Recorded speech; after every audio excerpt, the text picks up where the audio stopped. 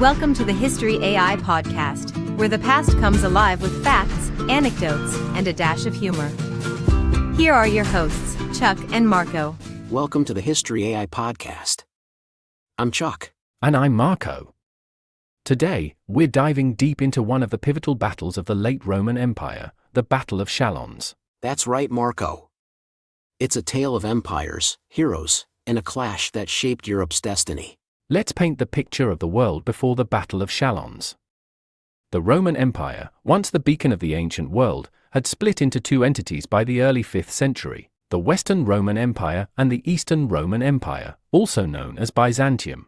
The Western Roman Empire, our focus, was a shadow of its former glory. Political instability, economic decline, and frequent leadership changes plagued it.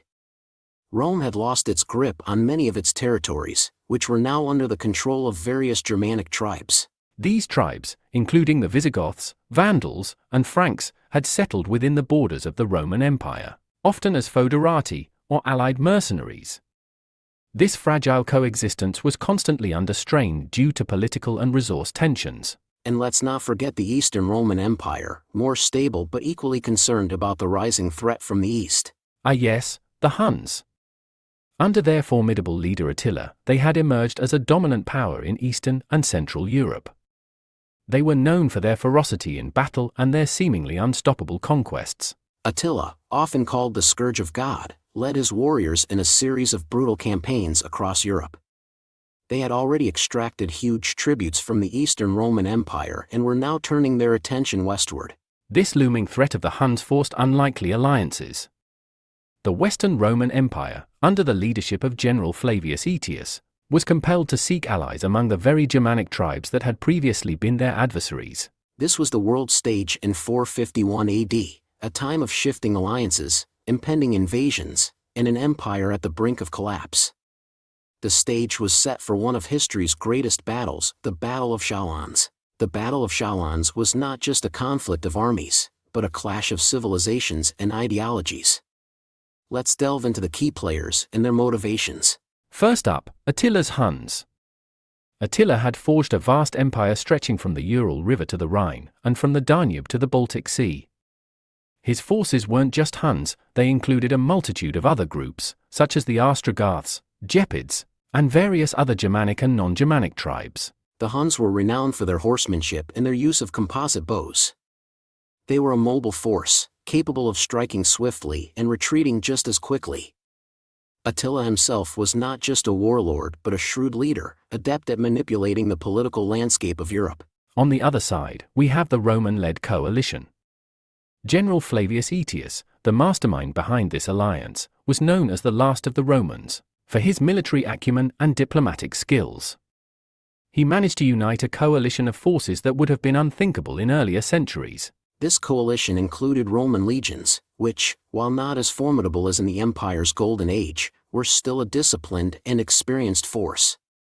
Aetius also brought in a mix of Germanic tribes, including the Visigoths, led by King Theodoric, who were seeking to establish their own kingdom and saw the Huns as a direct threat to their aspirations. There were also the Alans, a group of nomadic warriors, and other smaller Germanic and Gallic groups, each with their own unique fighting styles and motivations, but united under the common goal of stopping Attila's advance. This unprecedented alliance was a testament to the urgency of the threat posed by Attila.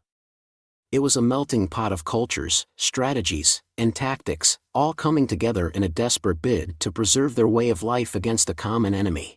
So, we have the Huns, a formidable force bent on expansion, against a diverse coalition fighting for survival. The stage was set for a monumental showdown at Chalons. In examining the leadership and troops involved in the Battle of Chalons, we see a remarkable contrast in styles, strategies, and backgrounds. Let's start with the Roman side. General Flavius Aetius, the man in command, was not just a military leader but a master diplomat. He had spent time as a hostage among the Huns in his youth, giving him valuable insight into their tactics and mindset. Aetius's army was a blend of Roman legions and various Germanic mercenaries. The Roman legions, though not as dominant as in the empire's heyday, were still a force to be reckoned with, trained in the art of Roman warfare, which emphasized discipline, organization, and strategic formations like the testudo. or tortoise formation. The Germanic tribes, including the Visigoths, Franks, and Burgundians, brought their own unique fighting styles. The Visigoths, in particular, were known for their fierce warriors and heavy cavalry. They were fighting not just as mercenaries but to carve out a future for their people in the collapsing Roman world. Now, let's look at Attila's side. Attila himself was more than a fearsome warrior. He was a strategic genius and a charismatic leader who managed to unite a diverse array of tribes under his banner. The core of Attila's army was the Huns, nomadic warriors who excelled in horseback archery. Their main strength lay in their mobility and the ability to launch arrows with deadly precision while riding at full speed. Alongside the Huns were allied tribes like the Ostrogoths and Gepids. These groups brought their own warriors to the fight, adding to the diversity and complexity of Attila's army. Both sides had their strengths and weaknesses. Aetius's forces were a coalition of necessity, united against a common threat but diverse in their backgrounds and motivations. Attila's army, on the other hand, was an amalgamation of various tribes, bound together by the sheer force of his personality and the promise of plunder. This mix of troops and leadership styles set the stage for a truly epic confrontation, one that would be remembered for centuries as a pivotal moment in the history of Europe. Let's break down the events of the Battle of Chalons. This battle, which occurred in late June or early July 451 AD, unfolded in several key stages. As Attila moved into Gaul, Aetius mobilized his forces, gathering his allies. The Visigoths, led by King Theodoric, joined him, realizing the threat Attila posed to their aspirations in the region. Before the main battle, there were several skirmishes as both sides jockeyed for position. Attila aimed to exploit his army's mobility, while Aetius sought to protect key Roman settlements and secure advantageous terrain. The actual battle began with both sides lining up in traditional formations. Attila positioned his troops with the Huns in the center and his allies on the flanks. Aetius placed the Roman legions in the center, flanked by his Germanic allies, with the Visigoths holding a key position. A critical moment came when Theodoric led a fierce charge against the Hunnic lines. This bold move initially caused confusion among the Huns but also led to Theodoric's death, either by a fall from his horse or an enemy spear. Theodoric's son, Thorismund, quickly assumed command of the Visigothic forces, showing remarkable leadership and rallying his troops to renew their assault. Attila, recognizing the threat, led a countercharge. The battle turned into a chaotic melee, with heavy casualties on both sides. The Huns demonstrated their ferocity, but the disciplined Roman and Germanic forces held their ground. As nightfall approached, it seemed the battle was leaning in favor of the Roman-led coalition. Attila's forces, while fearsome, were unable to break the coalition's lines. Realizing the tide had turned, Attila retreated to his camp, forming a defensive wagon fort to guard against a potential night attack. The next day, Attila prepared for a last stand, but Aetius, wary of the cost of a frontal assault, decided against attacking. Instead, he consolidated his victory, ensuring the safety of Roman territories and allowing Attila to withdraw. This breakdown shows the complexity and ferocity of the Battle of Chalons. It wasn't just a single day's event but a series of strategic maneuvers, bold attacks, and crucial leadership decisions. Indeed, Chuck. It was a battle that showcased the best and worst of warfare in the Late Antiquity period. The Battle of Chalons is not just a story of armies, but of individual heroism and tactical brilliance. Let's explore some of these incredible stories and the tactics employed. One of the most poignant tales is that of King Theodoric of the Visigoths. He displayed extraordinary courage, leading his troops in a critical charge against the Huns.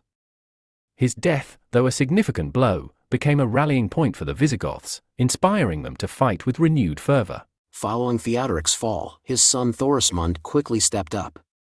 His leadership in the immediate aftermath was crucial. He not only managed to maintain the cohesion of the Visigoth forces but also inspired them to press their attack, playing a key role in blunting the Hunnic offensive. Attila, known for his cunning, used his light cavalry effectively, implementing hit-and-run tactics to disrupt the Roman and Visigothic formations. His strategy was to exploit his army's mobility and archery skills to whittle down the enemy before engaging in direct combat. General Aetius demonstrated remarkable strategic insight. He managed to keep a diverse coalition together, balancing the different fighting styles and motivations of his allies. Aetius avoided direct confrontation with the Huns when possible, instead focusing on protecting key locations and using his better disciplined Roman and Germanic troops to hold the line. Both sides used a combination of infantry, cavalry, and archers, but in different ways. The Huns relied heavily on their horse archers for mobility and ranged attacks, while the Roman-led coalition used their infantry to form solid defensive lines, supported by the heavy cavalry charges of the Visigoths. The Roman legions, though not as dominant as in the past, still used their traditional testudo formation effectively, providing a solid defensive wall against Hunnic arrows. These stories and tactics illustrate the complexity of the Battle of Chalons. It was a clash of different cultures, strategies, and individual acts of bravery that shaped the course of the battle. Absolutely, Marco. The heroism displayed by individuals like Theodoric and Thorismund, and the tactical maneuvers by leaders like Aetius and Attila, highlight the multifaceted nature of this historic confrontation. The aftermath of the Battle of Chalons was significant, both in terms of casualties and its wider impact on the European landscape. First, let's talk about the human cost. Estimates vary widely, but it's clear that the casualties were enormous. Theodoric's death was among the most notable, but thousands of soldiers from both sides lost their lives on that battlefield. For Attila and his Huns, the battle marked the beginning of the end. While they weren't decisively defeated, their aura of invincibility was shattered. The loss also strained the cohesion of Attila's coalition, as various subjugated tribes began to consider rebellion. On the Roman side, the victory solidified Aetius's reputation as a master tactician and gave a brief moment of glory to the fading Western Roman Empire. It also bolstered the position of the Visigoths and other Germanic allies, who began to assert more independence. The battle had far-reaching consequences.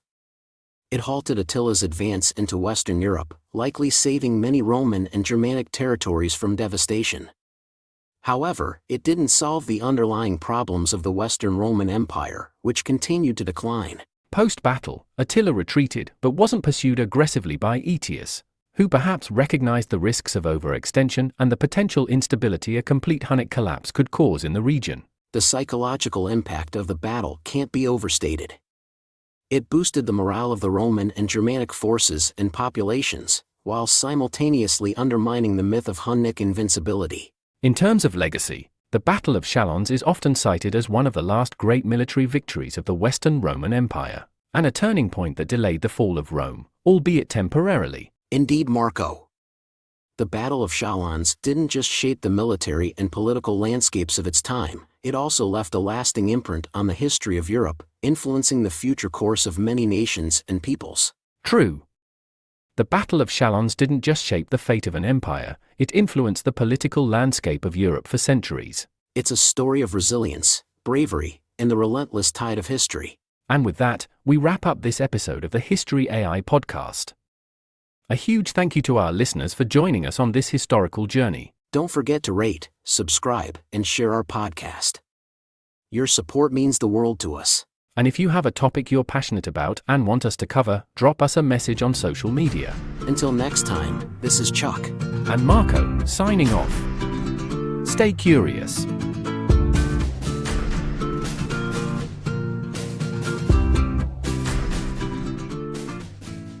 Step into the thrilling world of sports betting with The Starting Line, an introduction to sports betting. Whether you're a beginner or simply curious, this comprehensive guide takes you from the basics to the advanced. Learn to decode odds, develop winning strategies, and bet responsibly. Get your copy now and transform every game into an adventure. The Starting Line is your first step towards mastering the art of sports betting. Available on Amazon.